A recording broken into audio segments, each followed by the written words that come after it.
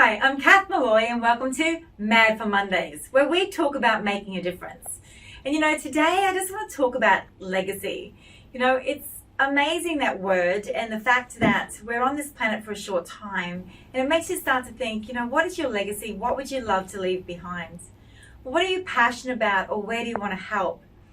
So being able to create that legacy has made a big difference for me. And with $1 million handshake, creating the million smiles, the money that you want to be able to use in the world. And also the legacy for that is to get it into our universities as part of the curriculum. So this year we're starting in 2020. And we're hoping that this will continue because soft skills, people don't change. Everything changes in the world except for our behavior styles. And 1/3 of what we make through the $1 million handshake is actually going to some of the poorest people in the world. So we work in Uganda over the last 10 years and with some of the orphans outside of Gulu and some of the different capital cities there, and we're actually branching out now into some of the villages where there's just women and children living in the dirt.